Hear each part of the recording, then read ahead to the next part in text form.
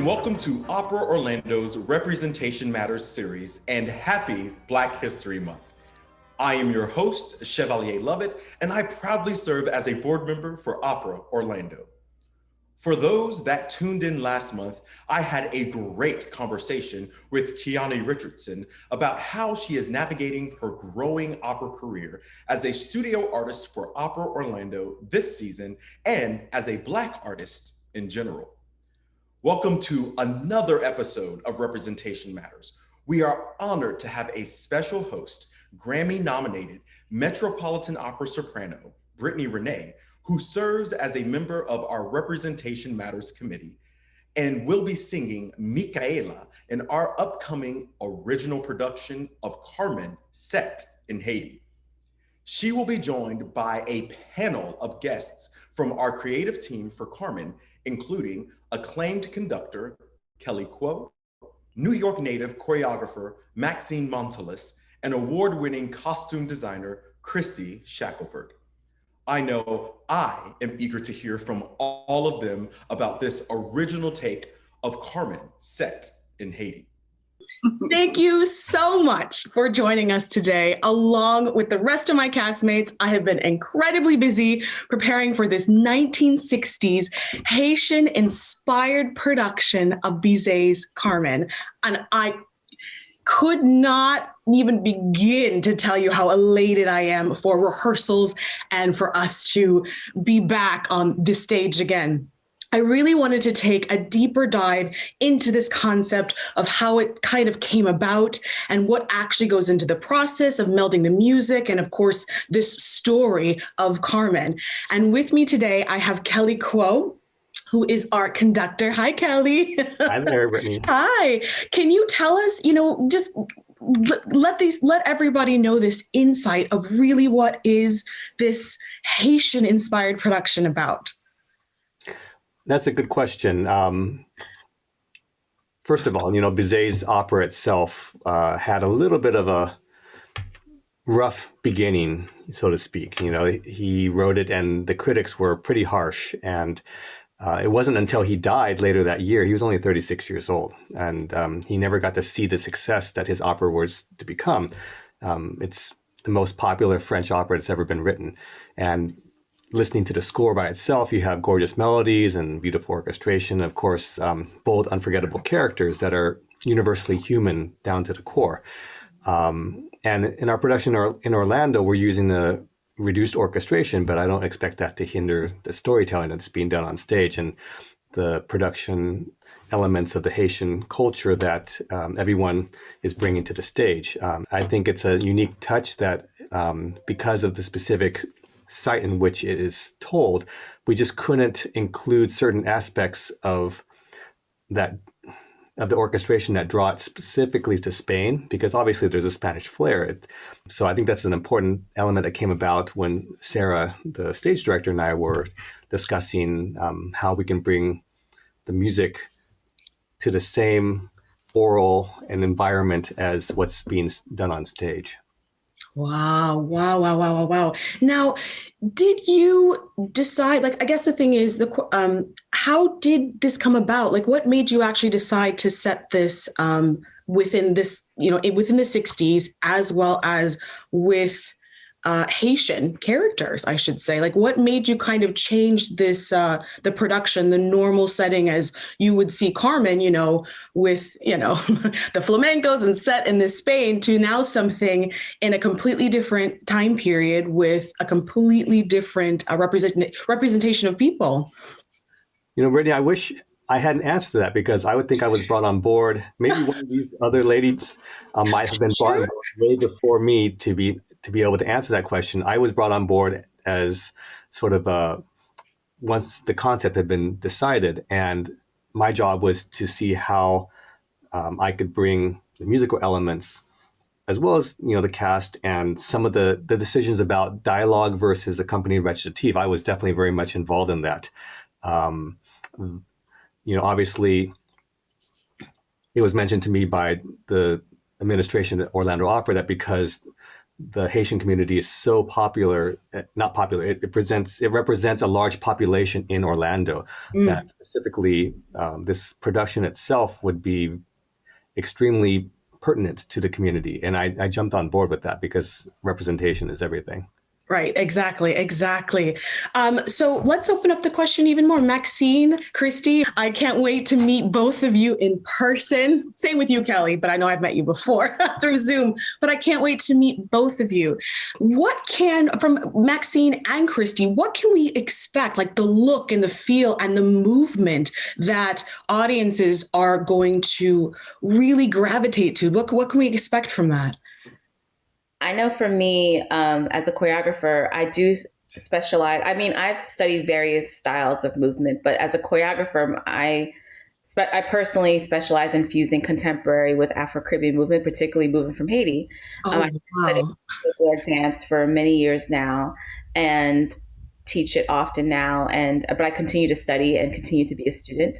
And I know that they wanted me to. The director, Sarah Witzer, and our producer wanted me to infuse Haitian folkloric movement into the choreography. But it's also, it's also a space for me to incorporate other influences as well, which really speaks to how Haitian artists move. I mean, Haitian artists in general, we pull a great deal from our culture because it's so inspiring and so beautiful. But we also a lot of Haitian artists, both within the island and throughout the diaspora, pull from other influences as well. So I feel like my artistic voice is a representative of that, of how Haitian artists, like, we pull from the influence of our culture, but also look to other influences to express voices. So I'm just sort of infusing that into the choreography. Gotcha. So am I going to be expected to do a little ditty, do a little dance? Definitely Haitian folkloric movement with some of what I'm coming up with, but I'm also infusing other influences. Like, I've studied Afro-Cuban dance and music and salsa, and I have some contemporary movement in so far. Like, what's been beautiful about working with Sarah Witzer, our director, is that, she encourages me, yes, to incorporate the Haitian culture and Haitian influences, but also, encouraging me to, like, really just infuse my voice, which for me is a hodgepodge of different things, and it's reflective of my training. I'm someone who will naturally pull from various things depending on the story that I'm trying to tell. And, obviously my choreography is meant to support the story of Carmen and telling the story through movement. So I've already begun to infuse a little bit of everything that I've studied, from like salsa to rumba to Haitian folklore, of course. And, so there's a hodgepodge of different things. There will be, the Haitian influence will definitely be obvious, but there's a mix of other stuff as well. There's other things as well. There's that Maxine stamp right on there, isn't there? That's great. Kristie, the costumes. I mean, I know I sent in my costume measurements, which clearly probably might have changed by now, way back a year ago. But how the look of this, now we have the movement, which I mean, Maxine now is incorporating this whole Afrocentric Haitian moving, this culture. What are these costumes about? Explain to me what Carmen and Escamillo and Micaela, like, what is this look? Yeah. The look is very specifically pulling on the difference between those who have money and those who don't have money in Haiti, and how they get that money through smuggling, and how they get their very Western inspired costumes by smuggling and going into clandestine places at night. Also, you'll have some elements of the Haitian culture of voodoo, and there will be all these different things just represented there. And I'm so excited to be pulling all these things together. And I know I've been looking over measurements, and I'm like pulling the trigger, so I'm going to buy it and we're going to see, make sure it fits, but we can always adjust that and change that as necessary. And just making sure that everyone represents the Tonton Makouts and the military and the people who are vendors on the street. Just everything is going to be really transporting those who are seeing it into that space. And if they were alive at that time, it's going to be like, I remember that. And if they reminisce about that time or have heard about that time, it's going to give them a accurate portrayal of what it looks like. And that's been like the greatest thing about cultivating and creating these costumes. I don't want to give too much away, but there's so much in like with Escamillo, like just making sure that he comes out and he's like, yes, because I know Nice. I went to Oakwood University, HBCU, and yes, ma'am. And I know my Haitian friends, they love to dress, they love to look good, like everybody, but there's just a certain little extra oomph to it. And all of that coming through and making sure that all the military, all the ranks are correct and the look and the feel, like you really are transported. And there have been some incredible documentaries that I've been reviewing and hoping to make sure that everything we have really accurately represents that. I know Kelly mentioned earlier about the universal language of Carmen, which was so interesting to me because and I've spoken about this with Sarah too. It just kind of picks up and puts this same story that hundreds of years later, in Haiti with their political atmosphere. Like it just fits and clicks. And I find that really interesting, how human nature repeats itself and how these stories just come back and back and back. And I feel like on another level, being able to share this with different communities, and like Maxine was mentioning, how opera is trying to reach into these different communities as a whole, how art can help to heal us and help us not make these same type of mistakes, because we see it and say, oh no, we can do better than that. And so I'm so excited for the population of Haitians in Orlando to be a part of it, around the world to be a part of seeing what we're putting together. And I hope they feel really represented and they see themselves up there, and that it will be something that's iconic and lives for a long time. Right. A way to basically take this story and set it in a way that really relates to the public, really relates to the audiences that watch. I mean, that's what opera was. That is what performing arts is basically relating it to their audiences in this colorful way, which of course I can't wait to see these costumes. Yes.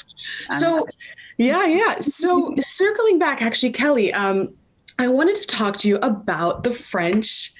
Well, first, of course, Bizet's score, of course, is all French, of course. And now normally in most productions, we actually have French dialogue. But in this production, Opera Orlando has decided to do Creole dialect, a Creole dialogue, of course, in representing this Haitian culture.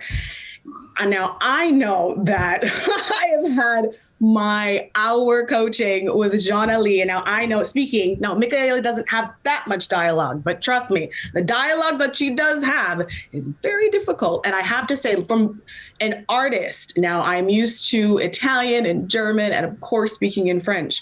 But now I know when it came to this Creole, I had to sit back and kind of wait and figure this out a little bit because it was completely different. Some vowels, some consonants, other sounds were the same, but there's definitely different things that I was like, oh, I have to kind of, move whatever this is around to like figure out how to say this. And so Kelly, how did I put this to you because, you are the person who is overseeing this whole entire score. How did this come to be? I guess that's the thing. How did you decide, or how did this production or the artistic team decide to really include this dialogue? Well, I have to compliment Opera Orlando for going all in on this. All in. Really all in, because, it's not unusual for companies around the world to perform the singing aspect of any opera in the language in which it was written. But then if there's dialogue involved, to have it done in the vernacular of the audience of wherever this is being performed.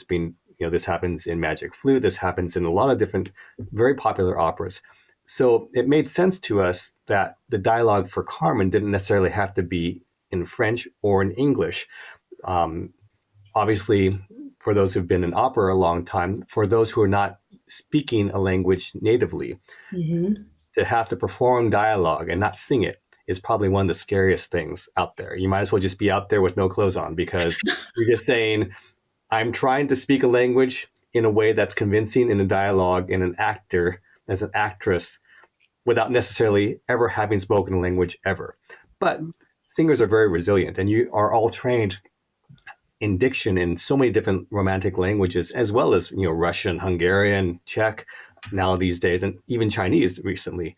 It's definitely a skill set that singers are expected to have. So when we decided to look at the possibility of Creole, Opera Orlando was very much interested in doing it right. Meaning, obviously, I'm not Haitian, and neither is Sarah. We don't speak Creole, but there are obviously, with the resources of the community in Orlando, Jean-Élie happened to be available and very knowledgeable about both Creole and French and English, of course. And he was very much instrumental in helping us translate. We basically came up with a French dialogue of what we would like to have happen based upon the actual real dialogue that happened at Opéra Comique. And we cut it down to what we thought represented the basic hardline story that we wanted to tell, and then gave that to Jean-Élie, and he did the translations into something that would make more sense in Creole, and including changing names, right? The names of the characters are nicknames, so to speak, can be changed too, because they're just not Haitian names. And so from there, obviously, the ability for all of us to coach with Jean-Élie virtually has been an amazing tool, because normally that wouldn't happen until you actually got on site, right? Right, So exactly. of course, they bring in a diction expert or coach, and then whatever you brought to the table on day one, you have like 2 weeks, literally, to try to get into shape and then get on perform with your clothes off and going, whatever language you're trying to spill out, right? The ability, yes. artists, the artists, everyone having time, one of all, because we're not all working. Well, maybe you're working a lot because of where you are now, but not everyone has had this kind of time to dedicate to studying a new language in this way, and having a coach that's able to work with you virtually before you even get on site. So it's been wonderful. I love it. Yeah. What is actually to be expected in the next coming month? I mean, everybody is coming in March, and for 3 weeks. Up Orlando has a very short, I should say, has a shorter rehearsal period as far as for 3 weeks, but what is really to be expected? And what's, I guess, from the artist to the production team, as to someone just coming to take a look or just coming to sit in a rehearsal, even a patron, what is really going to be expected in starting in March? This is please, Kristie, Maxine, I know you guys are part of the choreographer and of course the costumes, but I know there's going to be costume fittings. Yes. And get your clothes. I personally can't wait to see what Maxine is up to, because right. I know that, sometimes conductors have the reputation of just going in and saying, this is what I do. You do what I do. You make whatever you're doing match what I'm doing. But I'm one of those that if I see what Maxine's doing, and I sense that we can make a change musically to further tell the story that's being done with physically on stage, I'm all up for that. It could be even a matter of seeing something that's so sensually done that is not necessarily that could benefit maybe from even a slowing down of a tempo or a faster tempo than maybe what is expected. I'm all for it. I mean, we have obviously limited time, but the choreography is so instrumental to the telling of the story that I'm keeping my mind way open. And I think from my point of view, the cast is going to be the most comfortable, in the singing aspect of it, because it's in a language, obviously, and a musical language that's much more familiar to them. And all of the hard work is going to be really in these aspects that are culturally specific and production specific with Haitian. I think everyone, as far as I've met and talked to, is really looking forward to diving in and keeping their minds completely open in order to tell the story. Yes, yes, yes, yes. I know earlier, a couple months ago, I should say in the beginning of this of the pandemic, I had a wonderful concept and talk with Kelly, as well as with you, Kelly, as well as with Sarah, about diving into Michaela and just this whole essence of all of this. And so I feel like even though I'm doing my homework here and making sure my notes are together and I'm making some pretty sounds, I'm really, really excited to first, of course, get with the rest of the cast, but to dive even more into this concept. I think that's what else could you ask for? I mean, and I say this as being an artist and now especially with this artistic team, is that this is a very iconic show I should just say nation, for the whole nation. This is an iconic show because this is, and I can only think of maybe a couple other shows that this might have happened that's not Porgy and Bess, but that you actually have a cast that the majority is Black, is melanated, I should say. And so being able to, have that thought, these ideas, and then being able to go and to share them, to really be like, that sense of proudness to get out there and be like, we're really sharing this story of Carmen, but set in a way that really represents this culture, us in a way. So, I'm so excited. I cannot wait. I could keep asking so many questions to three of you guys. I mean, but I feel like I need to probably wait until I get there, so we're not giving away too much for everybody.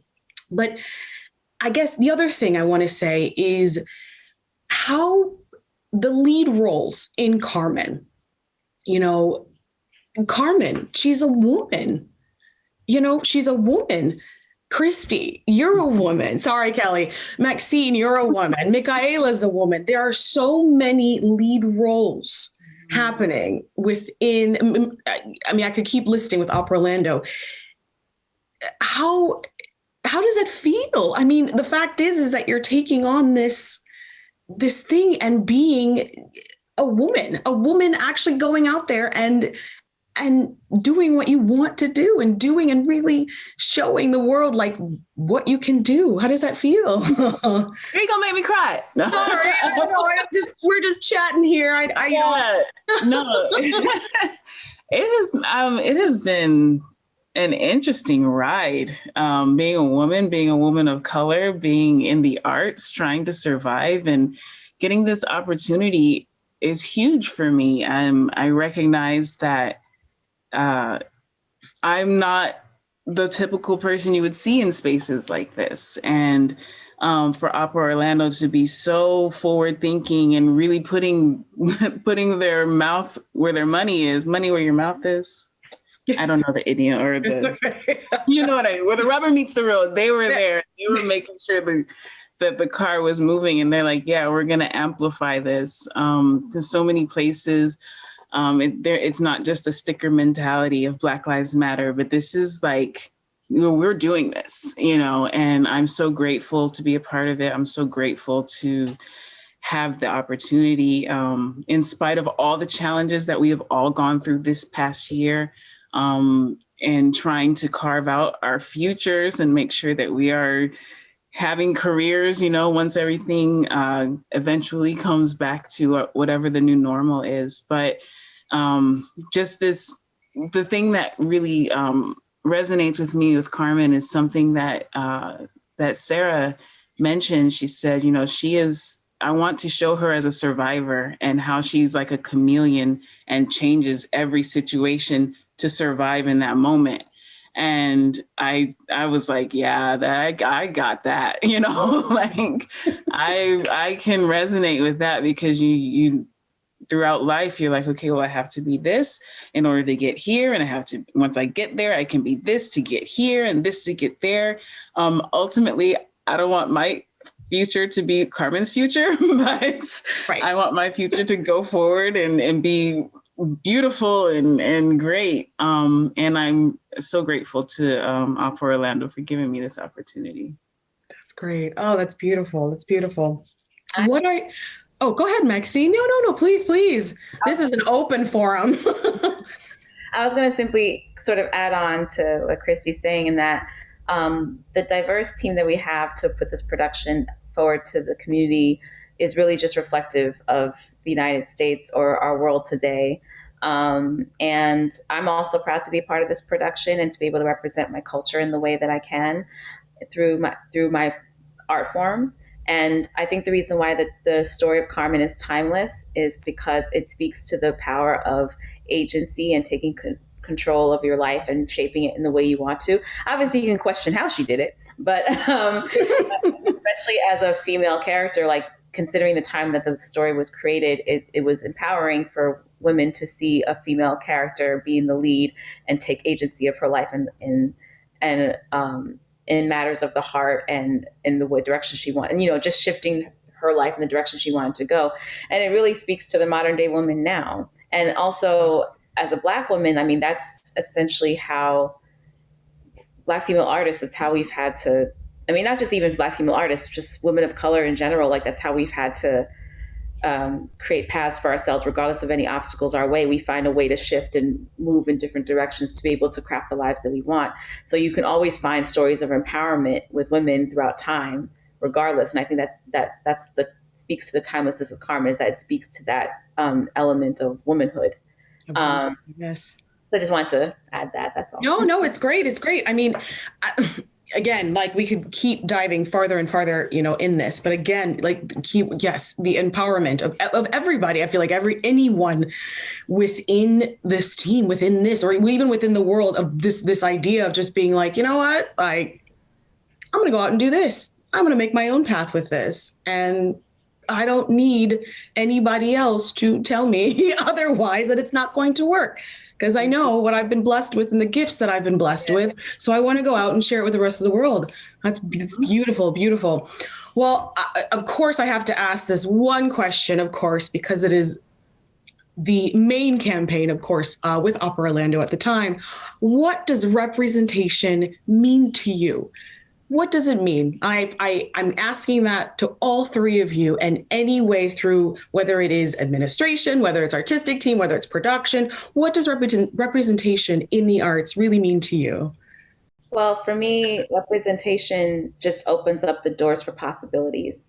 Especially I work with young people a lot. And so, even as I remember myself growing up, seeing people that look like me in different positions in the arts opened up my mind to what possibilities there were to craft a career for myself in the arts.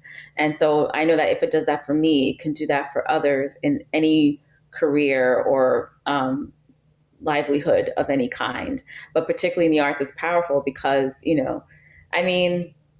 Caribbean culture in general, there's still a tendency for the definition of success to be becoming a lawyer, doctor, or accountant. And I'm not knocking those fields. Nope, not at all. I have many nurses in my family who are wonderful at what they do. And those are powerful career choices. But, it's still sort of taboo to pursue a career in the arts.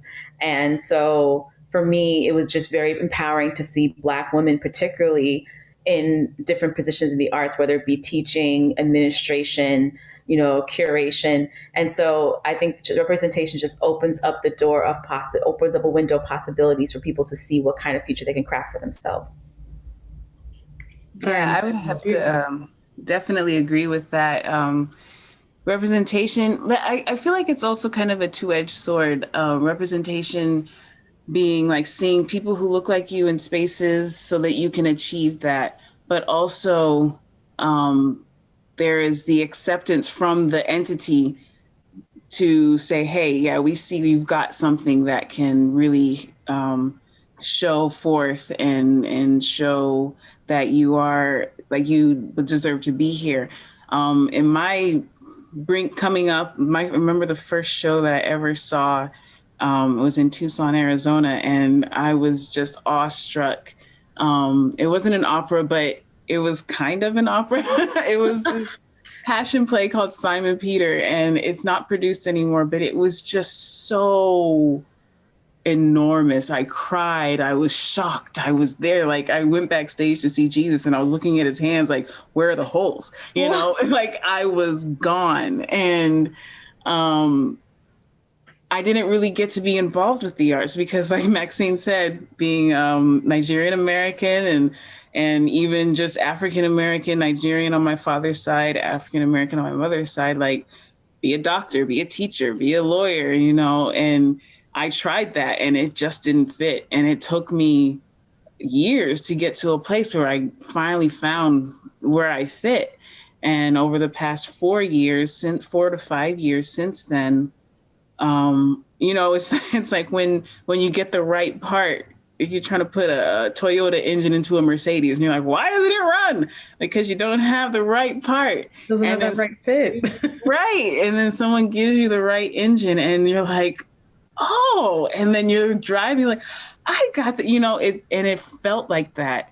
There are still challenges. There have been challenges, but like, I know my car can run and I'm here to represent. I'm grateful for the opportunity to represent. I'm grateful to see others before me who have paved the way in opera. I think of Jessica John in film and theater, Ruth Carter. I can't remember her name, but she does all the things for like Star Trek.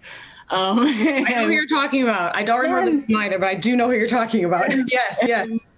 And just seeing these people paving the way and being inspired by their hard work, because I know it's hard.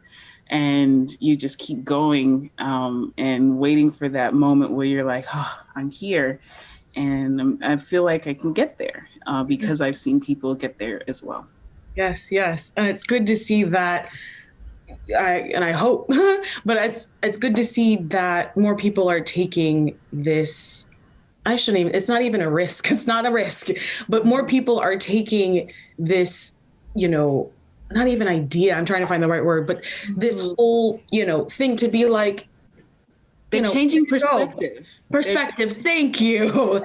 They're changing their perspective as far as for what they see, and hopefully, and of course, you know, representing, you know, what they see, what the audience sees, and, you know, what they see in their normal culture to actually what they see on stage. I have to say, I'm inside smiling because listening to Maxine and Kristie talk about expectations of their culture for, you know, the children to pursue, and, you know, obviously as an Asian, the so-called model minority status applied. I don't think I was expected to do anything other than, you know, become an engineer, a doctor, anything that is able to continue financial success for future generations, because after all, they sacrifice so much to come to the United States. I mean, all of us probably have very similar stories in that regard. So to hear it from these two ladies just makes me smile, because it's exactly the same thing that I went through. I wanted to be an aerospace engineer, an astronaut. And we just passed the Challenger anniversary that took place in Florida, right?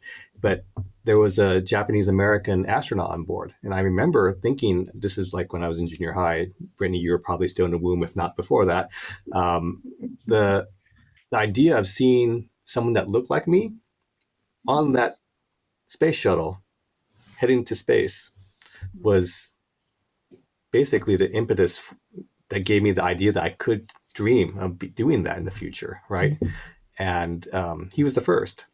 And it never occurred to me that I couldn't do that, because there was already someone else who set that standard. To expect that things can change instantaneously is probably unrealistic. But I think everything is just a matter of time and everyone contributing. One person can plant a seed, another one can water it, another one tends to the soil, another one gets rid of the damn weeds. Sorry, I used the word damn. You can get it out. But, you know, everyone can make a positive impact individually.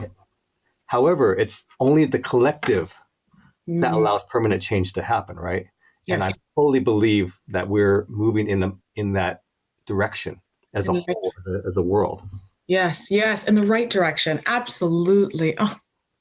Thank you, Kelly, for sharing that perspective. And I really wanted to hear your perspective of being an Asian male. That everybody has their expectations, parents' expectations, this and that. But again, of course, with everyone, just be able to see someone like you do something that you want to do, no matter what it is so important. What were you going to say, Kristie? Go ahead. Yeah, as Kelly was talking, I saw this picture that a friend posted on Instagram, and it said, "Earth without art is just eh." And when you take art out of Earth, it's just eh. And it just reminds me, like without art helping us to define and round out and see how things were or go, it's eh, And so I'm excited to like get back to the humanity, and I'm hopeful that the world will continue to look at each other as humans as opposed to our differences. Right, exactly. Add on to what Kristie's saying. I mean, just look at since the time that we've been living in this pandemic, how many people have relied on the arts to carry them through a difficult time. Whether it be people creating choreography on TikTok or taking in virtual performances of various arts organizations. And even now I have friends indulging in theater presentations on Clubhouse. So people are just, I think it speaks to the power of the arts that people have relied on it heavily to get them through this time. Very much so. I mean, when all you have is your television, this kind of digitalness in front of you, this digital error, when you're at home, it helps. It helps to heal. It helps to create laughter. It helps to, create conversations if it's something that's a little controversial. But, at this point, it's something where I think people are realizing now that it's like, oh, this is a whole new avenue of where the arts can go. And this, and as far as for also pushing the idea of creativity and pushing one's boundaries with creativity, I should say, if that makes any sense. Mm-hmm. Well, another question to formulate. What can you give me just a little nugget, just something that like excites you about what are we about to see? Maybe just one little thing that's not giving too much away. Actually, whether it comes to the music or the look or a certain dance move, anything for this production? I will say that there will be bulls represented on stage. So you definitely want to see that. Oh, okay. All right. I'm excited for that. I think myself as I try to answer this question. I'm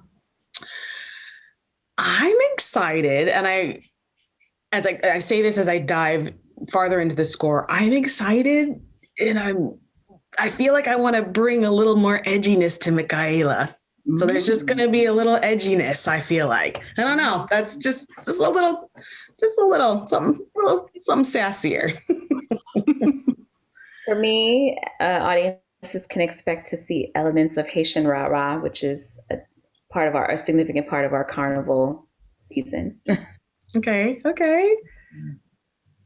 Kelly, do you want to give us something little? I can just throw in that I'm going to encourage the audience to go in with open ears, because some of the things that they might be hearing may not be necessarily the stuff that they would assume with Carmen. Having it set in Spain, for example, it's going to be a little bit of some ear candy for you to associate with this particular production. Gotcha. Are there going to be we have the castanets? Is that what they're called? The castanets happening? I'm not going to give that away. Okay. I'm not going to give that away. But, the Haitian musical realm has a lot of very interesting percussion instruments, and I'd love to tap into that in terms of how it relates to setting up the cultural expectations. Gotcha. Thank you so much to the three, Kelly, Maxine, and Kristie. Thank you so much for sharing the insight, bringing us into the 60s production of Opera Orlando's Carmen. I cannot wait to get there to meet all of you in person, really, and to actually hopefully continue these conversations over coffee and lunch, those rehearsal breaks, of course, with our masks on and all that good stuff. But I just want to say thank you again for joining us, and thank you. Big thanks to Brittany, Kelly, Maxine, and Kristie for sharing their time and talking about this exciting production. You all will not want to miss Carmen on April 1st and 3rd in the Walt Disney Theater at the Dr. Phillips Center for the Performing Arts. This is Chevalier Lovett signing off. Save the date for our next episode, Black Artists, Black Stories, on March 28th, where we will talk with the director, Dennis Whitehead Darling, and cast members from Opera Orlando's world premiere production of The Secret River. You can find out more information by liking Opera Orlando's Facebook page for the series schedule and updates, and by subscribing to Opera Orlando's YouTube channel for all archived episodes of the series and much more. Stay safe and keep singing.